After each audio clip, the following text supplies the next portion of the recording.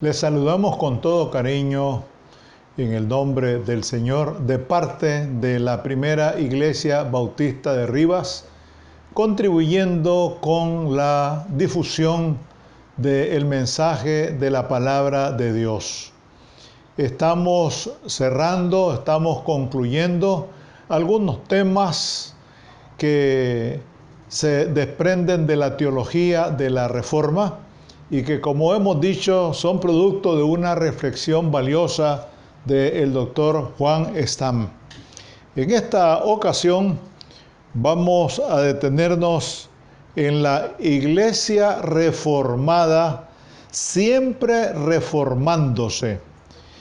Y esa Iglesia reformada, siempre reformándose, nos libera del tradicionalismo estático. Lamentablemente, en algunos casos, no en todos, a veces nos quedamos con una serie de tradicionalismos en algunas iglesias que nos impiden avanzar, que nos impiden desarrollar nuestra tarea conforme a lo que la Biblia nos señala. Porque en Romanos capítulo 12, versículo 2, nos dice: no os conforméis a este siglo, sino transformaos por medio de la renovación de vuestro entendimiento, para que comprobéis cuál es la buena voluntad o cuál sea la buena voluntad de Dios, agradable y perfecta. Entonces, la iglesia no puede ser o no puede estar estacionada, estática, no se puede anquilosar, no se puede fosilizar o no se debe fosilizar, sino que debe estar con ese movimiento como el del corazón, sístole y diástole, sístole y diástole. ¿Por qué? Porque la iglesia que fundó nuestro Señor Jesucristo en todo momento se mantuvo activa, no solo a lo interno, sino a lo externo. Es decir, no solamente la podíamos observar como una centrípeta hacia adentro, sino centrífuga hacia afuera. Y esa debe ser la función de la iglesia, por lo que dice también nuestro Señor Jesucristo allá en la Gran Comisión: id por todo el mundo y predicad el Evangelio a toda criatura. Pero en esa dinámica la iglesia se tiene que reformar permanentemente, y por eso es que se escribe en gerundio, porque el gerundio es un presente activo. Entonces, esta es otra consigna de la Reforma, cuya importancia no puede ser exagerada. Rezaba aquella expresión: ecclesia reformata semper reformanda, y es la iglesia reformada siempre reformándose. Es impresionante, amados hermanos, amigos, que los reformadores hayan tenido la humildad y la flexibilidad de ver su movimiento como inconcluso, y esto es algo valiosísimo, con necesidad de continua revisión. Esto nos lleva a pensar que es necesario, es urgente, es perentorio que la iglesia, en términos generales, esté revisando su misión partiendo de lo que dice la Biblia.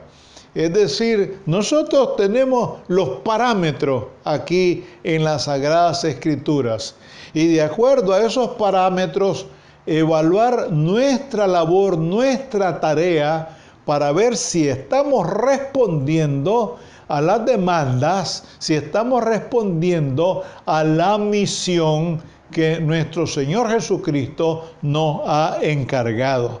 Y ahí la gran necesidad de evaluarnos con cierta regularidad y no dejar las cosas ahí al tiempo, porque después nos damos cuenta que estamos fallando y por no detenernos, por no revisar, por no evaluar, seguimos cometiendo los mismos errores. Los reformadores sabían que su encuentro con la palabra de Dios había introducido en la historia nuevas fuerzas de transformación, pero a lo menos en sus mejores momentos no tenían ilusiones de haber concluido su tarea. Y otro detalle que yo diría es muy delicado, muy frágil, es que muchas iglesias, ahí sí voy a usar el término, muchas iglesias están cambiando, pero para complacer al mundo. Vean ustedes, para complacer al mundo. Y por eso muchas prácticas propias del mundo se están introduciendo dentro de muchas iglesias.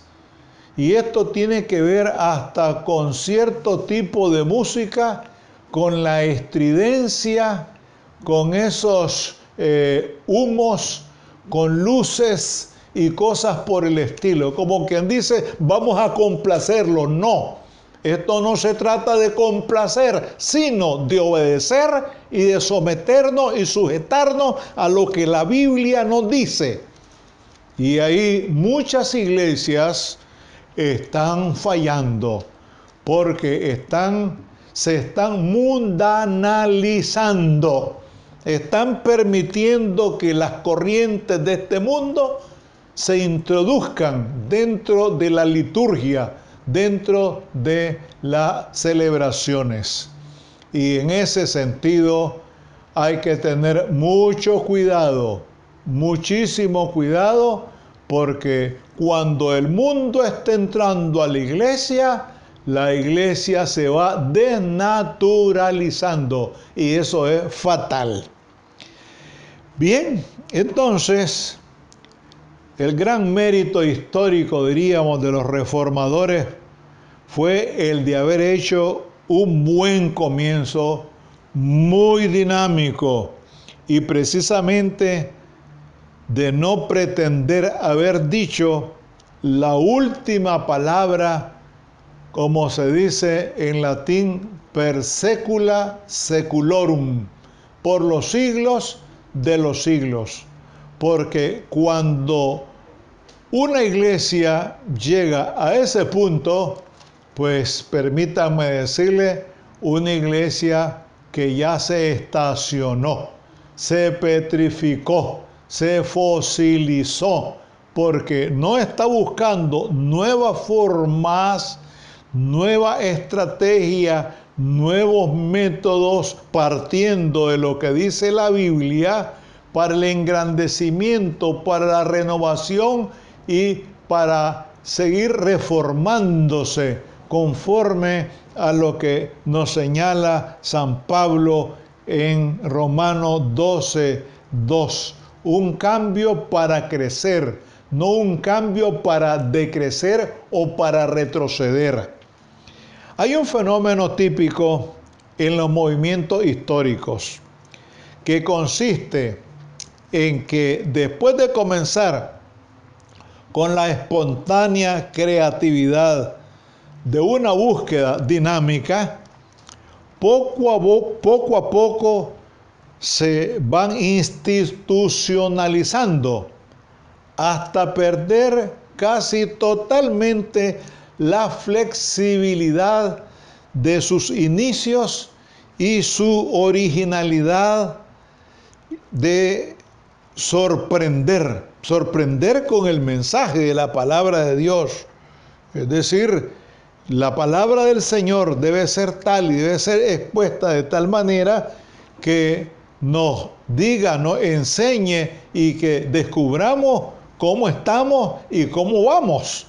Y eso solamente la misma palabra a través de una iglesia dinámica, no tanto la que está muy estructurada o es cautiva de esa estructura, va a realizar o vaya a realizar.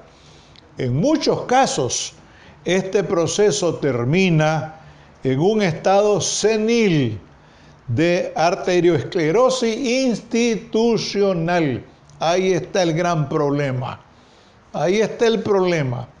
Y ustedes saben que cuando hay arteriosclerosis hay un bloqueo. No hay una circulación dinámica, no, sino que hay bloqueo. La iglesia se vuelve estacionaria y eso es sumamente peligroso porque de acuerdo a cómo vemos la iglesia, el desarrollo, el avance, como ya lo estudiamos en los Hechos de los Apóstoles, debe ser una iglesia que está llamada a establecer o a continuar el reino de Dios en esta tierra que inauguró Jesús en la sinagoga de Nazaret. Y a eso hay que ponerle mucha atención. De hecho, esto es lo que pasó en gran parte de la Reforma Protestante. Sus sucesores redujeron los explosivos descubrimientos de los fundadores, especialmente la teología irregular, entre comillas, de Lutero mismo, en un nuevo escolasticismo ortodoxo, sea de cuño luterano o calvinista. Y aquí hay algo que puede resultar hasta paradójico. El hecho de que Lutero haya hecho este señalamiento de la iglesia reformada, siempre reformándose, pero él todavía no logró despojarse plenamente, totalmente de ciertas prácticas, como decíamos, de cierto tradicionalismo eclesiástico. Y esa es una realidad, es algo que no podemos obviar. El proceso dinámico de los inicios se petrificó, es lo que les decía anteriormente, en el sistema rígido y cerrado.